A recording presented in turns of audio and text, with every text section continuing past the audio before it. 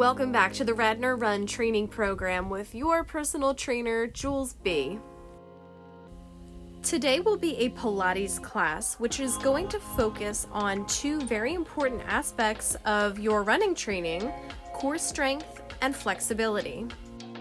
All you need for today's class is a soft surface. We'll start with diaphragmatic breathing and drawing in the transverse abdominals, which are your deepest layer of abs. Place one hand on your belly button and take a deep, full breath all the way down so that you feel your hand rise up as you inhale. As you exhale, feel like you're pulling your belly button in towards the floor. Avoid smashing the low back into the floor or tucking the tailbone, moving the pelvis around. We really just want to isolate the abdominals here. During our rest periods today, you can pause the video and take a longer rest if you need. Utilizing that same abdominal contraction we just practiced, pull the belly button in and slide your fingertips forward towards your toes and then lower back down with control. Tuck your chin into your chest and soften through the fronts of your hips. Each time you peel up, think about reaching a ½ centimeter further. Exhale, draw the belly button in. Inhale, slowly relax back down. We want to avoid having the top layer of abs take over the move. We really want to dig deep and use those inner abs. So if you look down and you notice that your abs are contracting but pushing outward, reset and draw the belly button in and up. It should feel like you're pulling your abs away from your shirt. Final one, reach really far and rest.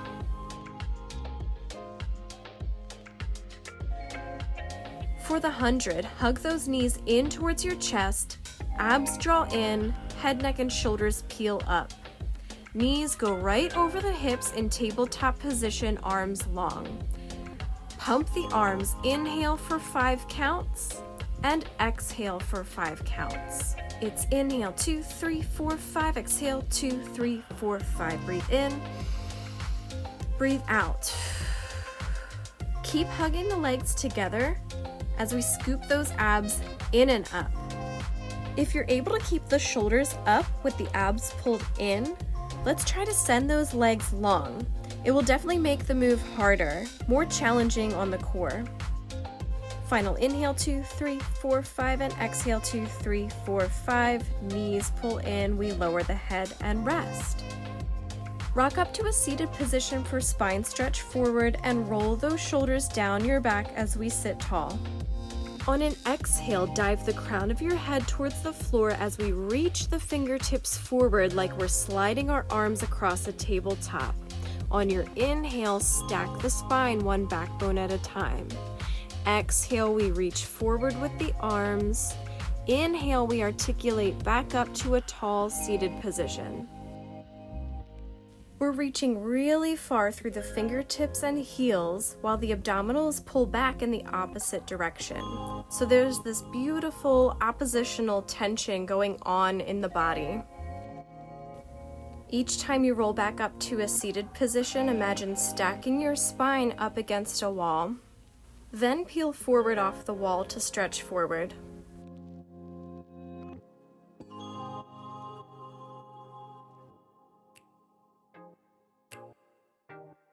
For the roll down, sit with bent knees, hands under the knees, and as you exhale, tuck that tailbone, roll down, walking yourself down the backs of your legs. We inhale at the bottom, and as you exhale, start to walk yourself back up the backs of your legs and sit tall. Imagine imprinting each backbone one at a time into your mat as we roll down. And imagine on the way up that you're peeling off the floor like a piece of tape. If this move is tough for you, continue to practice with the heels on the floor and using your hands for assistance. If you're ready to crank it up, send the legs long, anchor the heels, and the arms reach forward as we roll down. We're going to inhale, peel up, keeping the heels down. Exhale, reach up and over the legs. Inhale to roll it back, and exhale, roll down.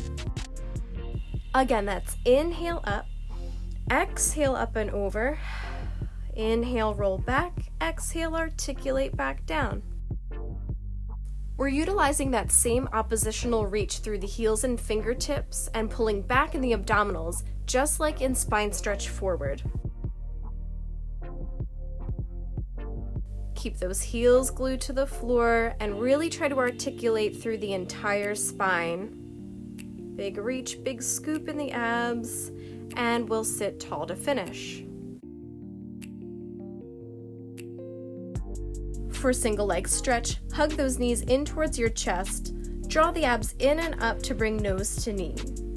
Bring one knee in, send the other leg long. We breathe, inhale and exhale. Inhale and exhale. Switch and switch. Your hands are just gently drawing that leg in as we pick up the pace. Really use your lower abdominals to bring the knee close to your shoulder. And remember, the opposite leg is reaching instead of dropping to the floor. You really should be hitting about a 45-degree angle. Almost there. Hug it in and lower down. For double leg stretch, hug those knees, draw the abs in, shoulders off the floor. Inhale to reach the arms and legs away. Exhale to sweep the arms around and hug the legs in. For an easier version, we reach straight up, and to make it more difficult, we'll start to lower the arms and legs towards the floor. The main goal is to draw those abs in so much that the lower back remains in contact with the floor. You want to keep those shoulders lifted high off the ground as the arms come back. Deepen the scoop in the abs as we hug the legs in and lower down. For scissor kicks, we'll draw the abs in, shoulders up, extend one leg high and the opposite leg out to 45 degrees. Give 2 gentle pulls and a switch. Pull, pull, and switch. Pull, pull, and switch.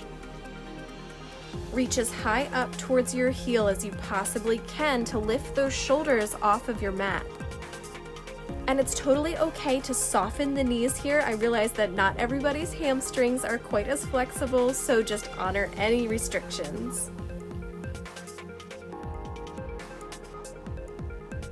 For double leg reach and lift, diamond shape your hands right under your tailbone. Just make sure you can wiggle the fingers. Knees come in, the abs draw in, and we peel the head, neck, and shoulders up. Extend the toes for the sky. As we inhale, we lower the legs. As we exhale, we slowly draw back up towards that 90-degree mark. The lower you reach your legs, the harder this will be on the core.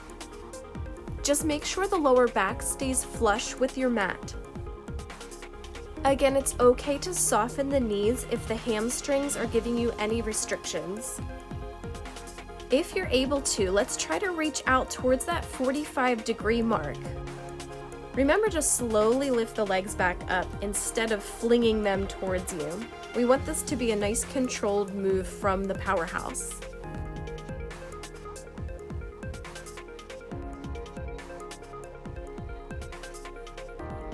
For slow bicycles, bring the knees to your chest, fingertips behind the ears and elbows wide as we peel the shoulders up. Draw one knee towards your shoulder, send the opposite leg forward, and twist towards that bent knee. The challenge here is to go super slow and to keep both shoulder blades entirely off the floor the entire time. Imagine reaching your armpit past your thigh. That's how deep this twist should feel. Elbows stay wide, reach through the opposite foot. Hug it on in and rest. Great job, everybody. Pilates is an awesome way to round off your week of training.